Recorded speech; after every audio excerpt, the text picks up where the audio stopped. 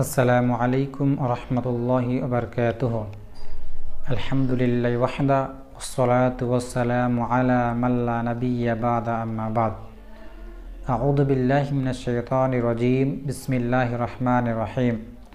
ওয়া মা কানা লিনাবিয়্যিন আন ইয়াগুল্লা ওয়া মান ইয়াগলুল ইয়াতি বিমা গাল্লা ইয়াওমাল কিয়ামা সুম্মা তুওয়াফফা কুল্লু নাফসিম মা কাসাবাত ওয়া হুম লা ইউযলামুন। عن سالم عن أبيه رضي الله تعالى عنه قال قال رسول الله صلى الله عليه وسلم من أخذ من الأرض شيئا بغير حقه خسف به يوم القيامة إلى 7 أراضين। সম্মানিত দর্শক মণ্ডলী, আজকে যে বিষয়টি নিয়ে সংক্ষিপ্ত কিছু আলোচনা করব সেটি হলো আত্মসাৎ। নবী মুহাম্মদ সাল্লাল্লাহু আলাইহি সাল্লাম এমন কিছু বিষয়ের ব্যাপারে আমাদেরকে সাবধান করেছেন, এমন কোনো বিষয় থেকে আমাদেরকে বিরত থাকতে বলেছেন যে তোমরা এই কাজ থেকে বিরত থাকবে। তার সব থেকে বড় কারণ হলো এই যে যাতে করে তোমরা কিয়ামতের দিন আল্লাহ সুবহানাহু ওয়া তাআলা তৈরিকৃত কঠিন শাস্তির সম্মুখীন না হও। নবী সাল্লাল্লাহু আলাইহি সাল্লাম আমাদেরকে খারাপ কাজে কেন বাধা দেন, ভালো কাজ কেন করতে বলেন? এর সব থেকে বড় এটাই যে ভালো কাজ করে আমরা জান্নাত পাবো এবং খারাপ কাজ থেকে বিরত থাকে আমরা আল্লাহ সুবহানাহু ওয়া তাআলার কঠিনতম শাস্তি যেটা আল্লাহ তৈরি করে রেখেছেন তার অবাধ্য বান্দাদের জন্যে সেই শাস্তি থেকে বাঁচতে পারবো। কখন? যখন আল্লাহ সুবহানাহু ওয়া তাআলার পথ ও পদ্ধতি মেনে নিজের জীবন পরিচালিত করব। সেই আল্লাহ সুবহানাহু ওয়া তাআলার নবীর সাবধান করার বিষয়গুলোর মধ্যে, মানুষকে সতর্ক করার বিষয়গুলোর মধ্যে একটি বিষয় হলো আত্মসাৎ। আল্লাহ সুবহানাহু ওয়া তাআলা বলছেন, ওয়া মা কানা লিনাবিয়্যিন আন ইয়াগুল্লা ওয়া মান ইয়াগলুল ইয়াতি বিমা গাল্লা ইয়াওমাল কিয়ামা। যে কোনো নবীর জন্য এটা শোভনীয় নয় যে সে আত্মসাৎ করবে, আর যে আত্মসাৎ করবে সে যে জিনিস আত্মসাৎ করবে সে আত্মসাৎ করা জিনিস কিয়ামতের দিন নিয়ে আসবে। সুম্মা তুওয়াফফা কুল্লু নাফসিম মা কাসাবাত। এরপরে সেদিনকে তার কৃতকর্মের সম্পূর্ণ প্রতিদান তাকে দেওয়া হবে। ওয়া হুম লা ইউযলামুন। কিন্তু এই প্রতিদান দিতে গিয়ে তার উপরে সামান্য পরিমাণ অত্যাচার, জুলুম বা বাড়াবাড়ি করা হবে না। উক্ত আয়াত আল্লাহ সুবহানাহু ওয়া তাআলা আমাদের যেটা শিখালেন সেটি হলো এই যে প্রথমত কোনো নবী আত্মসাৎ করবে না। 2, যে ব্যক্তি আত্মসাৎ করবে সে যে জিনিসগুলো আত্মসাৎ করবে সেই জিনিসগুলো নিয়ে কিয়ামতের দিন হাজির হবে। 3, এবং আল্লাহ সুবহানাহু ওয়া তাআলার তার কৃতকর্মের পরিপূর্ণ হিসাব, পরিপূর্ণ বদলা সেদিনকে দিবেন।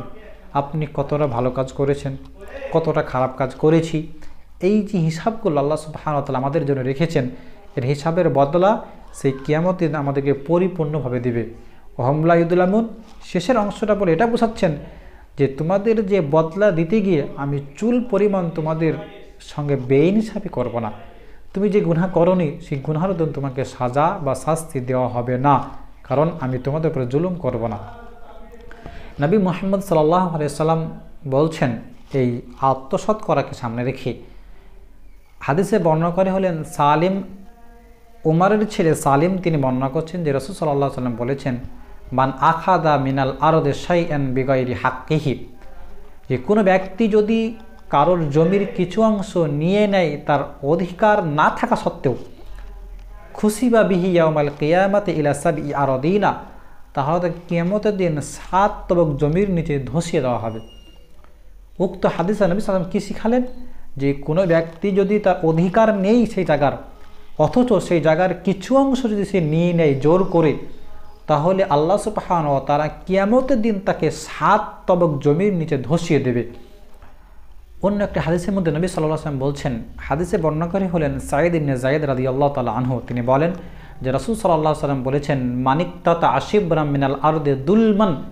কোনো ব্যক্তি যদি অন্যায়ভাবে অত্যাচার করে কারোর জমি 1 বিঘত আত্মসাৎ করে নেন, তাওয়াকাহুল্লাহু ইয়াহু ইয়াউমাল কিয়ামাতি মিন 7 আরাদিনা, তাহলে সেই ব্যক্তির গলায় 7 তবক জমিন ঝুলিয়ে দেওয়া হবে, তাক বানিয়ে দেওয়া হবে, গলায় ঝুলিয়ে দেওয়া হবে।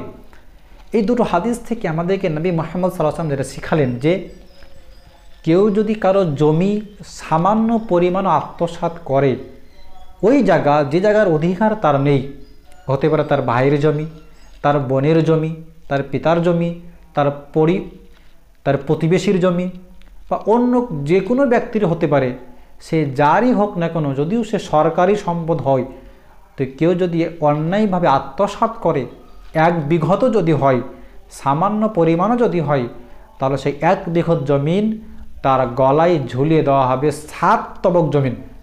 1 বিঘত সামান্য পরিমাণ, কিন্তু এই 1 বিঘত জমিন যদি 7 তবক নিচে চলে যায়, তাহলে কত কিলোমিটার হবে, কত জমিন আমার আপনার গলায় ঝুলিয়ে দেওয়া হবে, তখন যদি আমি সেটা আত্মসাৎ করি অন্যায়ভাবে।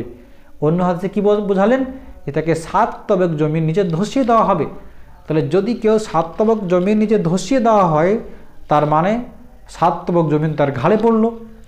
তাহলে 7 তবক জমিন ধসিয়ে দেওয়া মানেই তার 7 তবক জমিন ঘাড়ে চেপে যাওয়া, কিংবা হতে পারে আল্লাহ কাউকে 7 তবক জমিন নিচে ধসিয়ে দিবেন, কিংবা 7 তবক জমিন কারো ঘাড়ে চাপিয়ে দিবেন। আল্লাহ সুবহানাহু ওয়া তাআলা ভালো জানেন কাকে কিভাবে আযাব দিবেন। আন আবি হুরায়রা রাদিয়াল্লাহু তাআলা আনহু قال আহাদা রাজুলুন লিরাসূলিল্লাহ সাল্লাল্লাহু আলাইহি ওয়াসাল্লাম গুলামান ইকালহু মিদআম।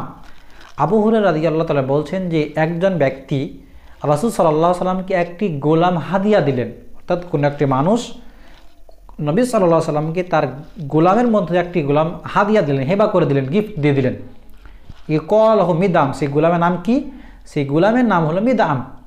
ফাবাইনামা ইয়াহুত্তু রাহলান রাসূলুল্লাহ সাল্লাল্লাহু আলাইহি ওয়াসাল্লাম ইদ আসাবাহু সাহমুন আইরুন, এমন অবস্থায় বা এমন সময় সেই গোলামটি রাসূল সাল্লাল্লাহু আলাইহি ওয়াসাল্লামের উট থেকে হাওদাজ বা যে বসার জায়গাগুলো সেটা নামাচ্ছিল বা ঠিক করছিল।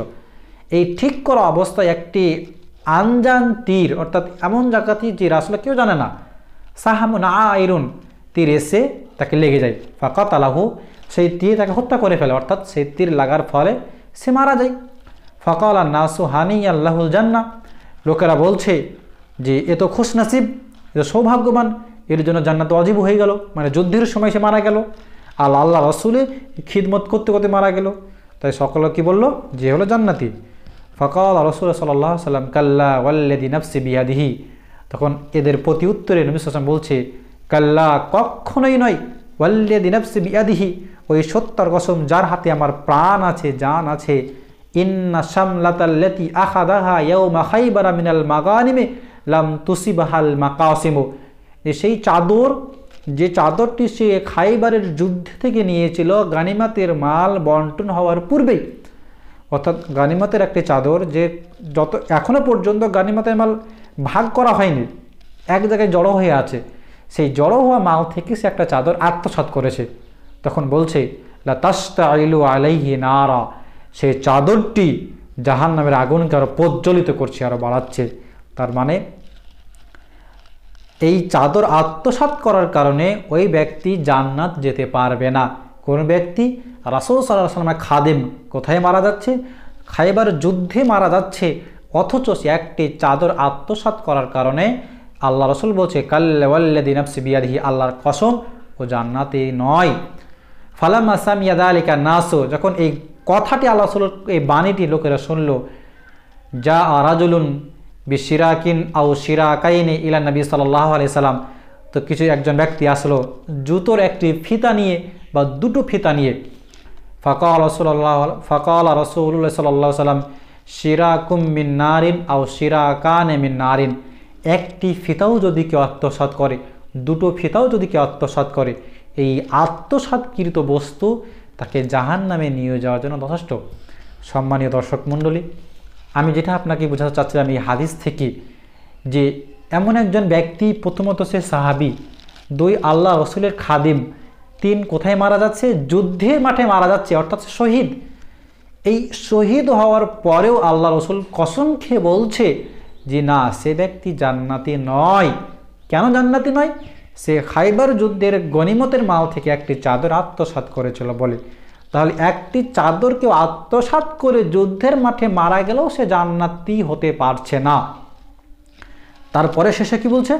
যে একটি জুতোর ফিতা কিংবা দুটো জুতির ফিতাও যদি কেউ আত্মসাৎ করে, তাও সে জান্নাতে যাবে না। সম্মানীয় দর্শক মণ্ডলী, একটু এবার আমরা নিজেদের দিকে ভাবি, আমাদের সমাজের দিকে তাকিয়ে দেখি। আমরা রাজনৈতিক পর্যায়ে প্রথমে যাব না, প্রথমে নিজেদের ধার্মিক পর্যায়গুলো দেখি। আমাদের এলাকায়, আমাদের দেশে কত লক্ষ মসজিদ আছে, কত লক্ষ মাদ্রাসা আছে, কত লক্ষ মানবতা আর পাশে দাঁড়ানোর মতো গ্রুপ আছে, সংস্থা আছে, কত লক্ষ ইয়াতিমখানা আছে, বিধবাকে সাহায্য করার জন্য কত সংস্থা আছে। এই যে প্রতিটি সংস্থা, যেগুলো আমরা মূলত ইসলামের নাম দিয়ে কাজ করি, যে হ্যাঁ আমরা মানুষের ভালো করি, আমরা ইসলামের স্বার্থে কাজ করছি, একবার ভেবে দেখুন তো, এবং হিসাব করে দেখুন এবং খোঁজ নিয়ে দেখুন এই প্রতিষ্ঠানগুলোর টাকা যার কাছে থাকে সে কতটা ইমানদারের সঙ্গে কাজ করে। আপনি অনেক মসজিদ পাবেন যে মসজিদের টাকা মানুষ আত্মসাৎ করে নেয়, অনেক মাদ্রাসা পাবেন যে মাদ্রাসার টাকা মানুষ আত্মসাৎ করে নেয়, অনেক এতিমখানা আছে যে এতিমখানার টাকা মানুষ আত্মসাৎ করে নেয়, অনেক সমাজ কল্যাণ সংস্থা আছে যে সংস্থাগুলো টাকা মানুষ আত্মসাৎ করে নেয়। এ কীভাবে করে? যেখানে একটি মসজিদ আল্লাহর ঘর, সেই ঘরে মানুষ চাঁদা দেয় আল্লাহর ঘর সুন্দর রাখতে, আল্লাহর ঘর আর সুন্দর করে চালাতে। যে মানুষটিকে আল্লাহর ঘরে দায়িত্ব দেওয়া হলো, সেই মানুষটি আল্লাহর ঘরে টাকাটাও ছেড়ে কথা বলল না, আল্লাহর ঘরে দেওয়া টাকারই মানুষ আত্মসাৎ করে বসলো। ওই মাদ্রাসার টাকাটা, যে মাদ্রাসা মানুষ নিজের ছেলে মেয়েকে পড়ানোর জন্যে, গরিব ছেলে মেয়ে যে পড়তে পারে সেই আশায়, রাসূলের বাণী যাতে মানুষ শিখতে পারে, আল্লাহর কোরআন যাতে শিখতে পারে, এরকম একটি প্রতিষ্ঠান যেখান থেকে ইসলামের নূর, ইসলামের শিক্ষা পুরো পৃথিবীতে পৌঁছানো যায়, এরকম একটি শিক্ষার জায়গায় মানুষ দান করে একটি বড় আশা নিয়ে যে আমার এই টাকাটি এখানে শিক্ষার কাজে লাগবে, ইসলাম প্রচারের স্বার্থে ব্যয় হবে। কিন্তু সেই জায়গার দায়িত্বশীল ব্যক্তিগুলো অনেকেই সেই টাকা আত্মসাৎ করে নেয়। আমি সব মাদ্রাসা, সব মসজিদ, সব সংস্থার কথা বলছি না, অবশ্যই মাদ্রাসা, মসজিদ, সংস্থার দায়িত্বশীল অনেক ভালো আছে বলেই এখন ওই কাজগুলো চলছে। কিন্তু অনেক মাদ্রাসা, মসজিদ এবং এগুলো সংস্থা আছে, যদি আমরা খোঁজ নিই তাদের দায়িত্বশীলগুলোকে আমরা আত্মসাৎকারী হিসেবে পাবো। অনেক প্রমাণ আছে, অনেক প্রমাণ আছে। এবং নিজেও যদি আমরা সবাই একটু খোঁজ নিয়ে দেখি আমার মসজিদের অবস্থা কী, আমার এলাকার মাদ্রাসার অবস্থা কী, আমার এলাকার যে গরিব দুস্থর জন্য একটি সংস্থা তৈরি করেছিলাম তার অবস্থা কী, তাহলে হয়তো অনেক অংশে দেখতে পাবো যে তাদের টাকার কোনো হিসাব নেই, আয় ব্যয় সে বোঝাতে পারছে না, কোথায় কি খরচা করেছে, কোথা থেকে এসেছে কোনো হিসাব তার কাছে নেই। অর্থাৎ সে টাকার তার কাছে কোনো মূল্য ছিল না, টাকার হিসাবে তার কাছে কোনো দাম ছিল না, সে নিজে যা পেরেছে করেছে, বাকি আত্মসাৎ করে শেষ করে দিয়েছে। একটু ভয় করা উচিত। ওই সাহাবী যুদ্ধের মাঠে যদি সামান্য একটি চাদর বা একটি জুতোর ফিতা আত্মসাৎ করার কারণে জাহান্নামী হতে হয়, জান্নাতে না যেতে পারে, তাহলে আজকে আমরা যারা তাদের থেকে কত নিম্নমানের ঈমান নিয়ে সামান্য একটু ইবাদত করি, এরপরে আবার আত্মসাৎ করি, তাহলে আমাদের অবস্থা কী হবে? এরপরে একটু দেখুন রাজনৈতিক পর্যায়ে, গ্রামের মেম্বার থেকে শুরু করে প্রধান, যত স্তরে আপনি যাবেন, আমি প্রথমে বলি সবাই চোর নয়। অবশ্যই অনেক নেতা মন্ত্রী ভালো আছে বলে এখনও এই সিস্টেমটা চলছে সুন্দরভাবে, কিন্তু অধিকাংশই, বেশিরভাগ নেতা মন্ত্রীকে আপনি দেখবেন ওরা আত্মসাৎ ছাড়া কিছুই বোঝে না। কাদের টাকা আত্মসাৎ করে জানেন? একটু ভাবুন, যে যেখানে আত্মসাৎ করা হারাম সেখানে মানুষগুলো কাদের আত্মসাৎ করে? বেশিরভাগ সরকারি অনুদানগুলো গ্রামের গরিব দুস্থ যাদের কিছু নেই তাদের নামে আসে, হয় বাড়ি আসলো, আরও অনেক অনুদানগুলো আসে। সেই অনুদানগুলো গরিবের বাড়িতে কোনোদিন পৌঁছায় না, সামান্য পরিমাণ পৌঁছায়। তাহলে টাকাটা কার আত্মসাৎ করা হলো? যে ব্যক্তি খেতে পায় না, যে ব্যক্তি থাকতে পায় না, যে ব্যক্তি দুনিয়াতে একটু চলাফেরা ভালো করে করতে পারে না, সেই ব্যক্তির নামে যে অনুদান আসে, সেই অনুদানগুলো আমাদের সমাজের সুযোগ্য এবং সম্মানিত নেতাবর্গরা আত্মসাৎ করে বসে। কিন্তু কোনো বড়লোকের নামে যদি কোনো অনুদান আসে, তার সেই টাকা ঠিক তার কাছে পরিষ্কার এবং পূর্ণভাবে পৌঁছে যায়। আপনি রেশনের দোকানে একবার গিয়ে দেখুন, যদি কোনো বড়লোক হয় এবং কথা বলার মতো ক্ষমতা থাকে, তার মাল তাকে পূর্ণ দিয়ে দেওয়া হয়, কোনো ছাঁটাই বাছাই করা হয় না, বা এটা বলা হয় না যে মাল কম এসছে। কিন্তু গ্রামের সেই বিধবা মাটি, গ্রামের সেই বিধবা মহিলাটি যদি ছোট্ট একটি ঝোলা নিয়ে যায় ডিলারের কাছে, তখন সে বলে তোমার 2 কিলো চাল তুমি 1.5 কিলো পাবে, 500 কম দেওয়া হবে, মাল কম এসছে। এই দুর্নীতি কেন করবে এর সঙ্গে? এটা কারা করে? আমাদের মতো মুসলমান, আমাদের মতো ইসলাম ধর্মাবলম্বী মানুষরাই করে। এরা কি আত্মসৎ নয়? এরা কি অন্যায় নয়? এরা কি গরিবের পেটে লাথি মারা নয়? যদি তাই হয় তাহলে আমরা কেন আজ করে বলছি না? মনে রাখবেন, নবী সাল্লাল্লাহু আলাইহি ওয়াসাল্লাম একদিন জিজ্ঞাসা করলেন, বলো তো সবথেকে বড় মুফলিস, সবথেকে বড় গরিব মিসকিন কে? সাহাবীরা বলছে, আল্লাহ রসুল, সেই সবথেকে বড় মিসকিন যার বাড়িতে খাবার নেই, টাকা নেই, পয়সা নেই, কিছুই নেই। তখন রাসূল বলছে, না, এ তো সাময়িক, আজকে টাকা নেই কালকে বড়লোক হয়ে যেতে পারে, কি গ্যারান্টি? কিন্তু আসল মুফলিস, আসল গরিব, আসল মিসকিন হলো সেই যে অনেক নামাজ, রোজা, হজ, জাকাত, ভালো কাজ করে কিয়ামত দিন গেল, গিয়ে তার আমল নামা দেখতে পেল এবং একজন এসে বলছে, হে আল্লাহ, ও আমাকে গালি দিয়েছে, আমার আপনার নেকি থেকে গালি দেওয়ার যতটা নেকি তাকে দিয়ে দেওয়া হবে। আর একজন এসে বলবে, আল্লাহ, ও আমার 10 টাকা আত্মসাৎ করেছে, 10 টাকার যত নেকি হয় আপনার নেকি থেকে কেটে আমার নেকি থেকে কেটে তাকে দিয়ে দেওয়া হবে। আর একজন আসবে, এরকম করে মানুষ আসতেই থাকবে, আসতেই থাকবে, আসতেই থাকবে। আর আল্লাহ সুবহানাহু ওয়া তাআলা আমার এবং আপনার নেকি থেকে তাদেরকে আপনার যে আত্মসাৎ করেছেন বা করেছি এই জিনিসগুলো তাদেরকে পরিশোধ করতে থাকবে। এমন পর্যায়ে চাওয়ার লোকের লাইন শেষ হয়নি, এখনও কিছু লোক বাকি আছে, ইতিমধ্যে আমার নেকিরে আমার আপনার নেকির পাল্লা শেষ, আর নেকিরে তাদেরকে দেওয়ার মতো। তখন আল্লাহ কি করবে? তখন যারা প্রাপ্য, যাদের আমি আত্মসাৎ করেছি, তাদের গুনহার কিছু অংশ, যতটা করেছি তত পরিমাণ অংশ আমার উপরে চাপিয়ে দেওয়া হবে। এখন যেখানে আমি নেকির পাহাড় নিয়েছিলাম, সেই নেকির পাহাড় শেষ হয়ে গিয়ে আমার গুনহার পাহাড় তৈরি হলো। সম্মানীয় দর্শক মণ্ডলী, যদি আমাদের মনে এতটা ভয় থাকে যে আমার এই নামাজ, আমার এই হজ, আমার এই জাকাত, আমার এই সাদকা, আমার এই ভালো কাজ সব অন্যরা নিয়ে চলে যাবে, তাহলে এখন থেকে আমাকে প্রস্তুতি গ্রহণ করা উচিত কি করে এই নেকিগুলো আমি কিয়ামতের দিন টিকিয়ে রাখতে পারবো। শুধু নেকি করলে হবে না, ভালো কাজ করলে হবে না, ভালো কাজ টিকিয়ে রাখার একটি প্ল্যাটফর্ম তৈরি করতে হবে। আমি জমিতে পানি দিয়েই যাই, জমির গোয়াল যদি বন্ধ না করে, জমির আল কাটা যদি বন্ধ না করি, তাহলে সেই জমিতে কিয়ামত পর্যন্ত পানি দিয়েও আপনি পানি টিকাতে পারবো না। পানি দেওয়াটা বড় কথা নয়, পানি টিকিয়ে রাখাটাই বড় কথা। অতএব আমি আজকে এই সংক্ষিপ্ত আলোচনায় যেটা সমস্ত মুসলমানদেরকে বোঝাতে চাচ্ছিলাম যে দুনিয়াতে চলাফেরা করতে মানুষ মাত্রেই ভুল হবে, এটা অবশ্যই। যদি সেই ভুলটা আল্লাহর সঙ্গে হয় তাহলে আল্লাহর সঙ্গে বোঝাপড়া করে আমি ক্ষমা করে নিতে পারবো এবং আল্লাহ ক্ষমা করে দিবেন। কিন্তু সেই ভুল যদি মানুষের সঙ্গে হয় তাহলে কিন্তু আমি আপনি সাবধান, সেই ভুল আল্লাহ কোনোদিন ক্ষমা করবে না যতক্ষণ না সেই বান্দা আমাকে আপনাকে ক্ষমা না করছে। অতএব এমন ভুল করা থেকে আমরা বিরত থাকব যেই ভুল হকুকুল ইবাদের সঙ্গে জড়িত, এবং খাস করে মানুষের আত্মসৎ করা থেকে দূরে থাকব। কারণ আত্মসৎ এমন এক ব্যাধি, এমন এক রোগ, যদি এই আত্মসৎ রোগে কেউ রোগান্বিত হয়ে যায়, কেউ ব্যাধিত হয়ে যায়, তাহলে সেই পথ থেকে, সেই রোগ থেকে পরিত্রাণ পাওয়া তার থেকে অনেক কষ্ট। তার কারণ আপনার পকেটে টাকা ঢুকছে বিনা কোনো কষ্টই, আপনি সেই টাকার রাস্তা বন্ধ করে দেবেন, এটা অনেক কষ্টের কাজ। যারা আজকে আমরা আত্মসৎ মতো খারাপ কাজ থেকে দূরে আছি, তাদের সকলের আল্লাহর কাছে শুকরিয়া আদায় করা এবং এই দোয়া করা উচিত যে আল্লাহ, এই খারাপ কাজ থেকে আমরা বিরত আছি, যতদিন বেঁচে থাকবো ততদিন পর্যন্ত আমাদেরকে এই খারাপ কাজ ফেলিও না, এই খারাপ কাজে আমাদের লিপ্ত করায়ও না। এবং যারা এই খারাপ কাজে ইতিমধ্যে পড়ে আছে তাদেরকে এই খারাপ কাজ থেকে অতি শীঘ্রই ফিরে আসতে হবে এবং আল্লাহকে তওবা করতে হবে। হে আল্লাহ, আমি অজান্তে অনেক ভুল করেছি, জানি না কত লোকের আত্মসাৎ করেছি, জানি না কত কি ভুল করেছি। আল্লাহ তুমি রহমান, তুমি রাহিম, তুমি গফুর, তুমি গফফার, তুমি আমার এই ভুলগুলো ক্ষমা করো। হতে পারে আপনারা সেই ভুলগুলো ক্ষমা করে দিয়ে আল্লাহ নিজের পক্ষ থেকে তাদের এর নেকি পূরণ করে দিতে পারে। আল্লাহ পারেন এমন কোনো বিষয় নেই।